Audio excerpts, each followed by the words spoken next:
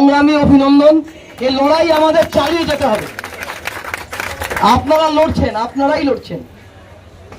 এবং আমি সকালবেলা এসেই হকার ভাইদের বোনদের বলছিলাম যে আমাদের হকার ভাইদের জীবনই হচ্ছে লড়ার। যারা হকারি পেশাটাকে নিয়ে ব্যঙ্গ মস্করা করছেন তাদেরকে বলতে চাই যে হকাররা লড়তে লড়তে মরতে মরতেই বেঁচে আছে। রোজ লড়াই। যেদিন হকারি শুরু করেছিল লড়াই শুরু হয়েছিল, আর প্রতিদিন তারা লড়াই করে, প্রতিদিন তাদের লড়াই। আর আজকে আমাদের রুটি রুজি জীবন জীবিকা আক্রান্ত, ফলে আমাদের দেওয়ালে পিঠ থেকে গেছে। কিন্তু আমি আপনাদেরকে বলবো আমরা এমন কিছু করব না, কোথাও দাঁড়িয়ে আমরা কোথাও আইন তুলে নেব না হাতে। আমরা প্ল্যাটফর্মে এমন কোনো ঘটনা ঘটাবো না যা আমাদের বিরুদ্ধে যায়। আমরা যারা রেল হকারদের নিয়ে সংগঠন করি, এটা দলমত নির্বিশেষে সবার লড়াই। দেখেছেন জাতীয় পতাকা রয়েছে, সব ঝান্ডা রয়েছে, এটা আমাদের বাঁচার লড়াই। আর এই লড়াই আমরা একসাথে লড়বো, আলাদা আলাদা করে লড়াই হবে না, সবাই মিলে লড়বো। এবং আমরা ডিআরএম এর কাছে গেছি, আমরা সরকারকে চিঠি লিখবো, আমরা রেলমন্ত্রীকে চিঠি লিখবো, রেল দপ্তরকে চিঠি লিখছি, সমস্ত জায়গায় যাচ্ছি। এবং আমাদের পরিষ্কার কথা হচ্ছে যে পুনর্বাসন ছাড়া কোথাও উচ্ছেদ হবে না, এবং যা হবে আলোচনা করে হবে। এইটা হচ্ছে আমাদের কথা। আর 50 বছর ধরে, দীর্ঘ 50 বছর ধরে, 1970 সালে Sealdah main line hawkers union তৈরি হয়েছিল। সেই সময় থেকে 70 সাল থেকে আমাদের লড়াই হচ্ছে হকারদের বৈধ করো, লাইসেন্স দাও। 70 সাল থেকে আমরা কখনো বলিনি আমরা বিনা পয়সায় ব্যবসা করব। আমরা ডিআরএম কে বলেছি যে আমাদেরকে লাইসেন্স দাও, আমরা ব্যবসা করব। সাইকেল গ্যারেজের লাইসেন্স দাও, ফুডের লাইসেন্স দাও, আমরা ব্যবসা করব।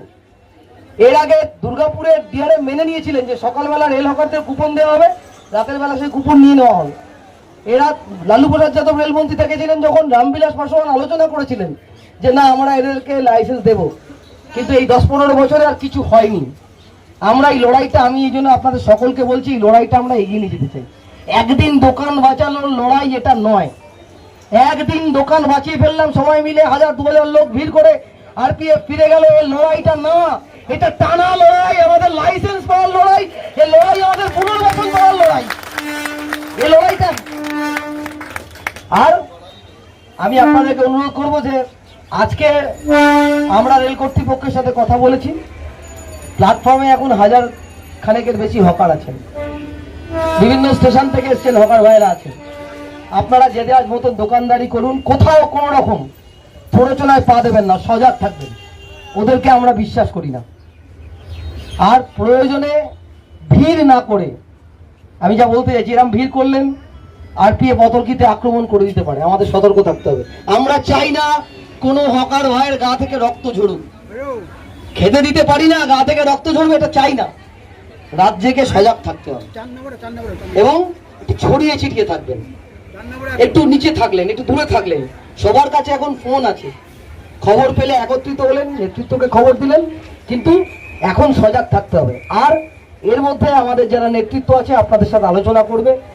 রেলের উন্নয়নের সঙ্গে হকাররা কখনোই রেলের উন্নয়ন নিয়ে বিরোধিতা করেনি, কারণ যাত্রী বাজলে হকার বাজবে, যাত্রী থাকলে হকার থাকবে।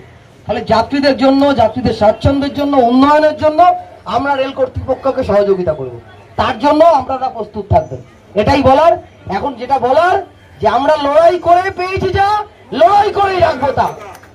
আমরা স্লোগান দিই না যে লড়াই লড়াই লড়াই চাই, এই লড়াই করে পেয়েছি যা, এই লড়াই করে পেয়েছি যা। এই সংগ্রামী হকার ঐক্য জিন্দাবাদ, এই সংগ্রামী হকার ঐক্য জিন্দাবাদ।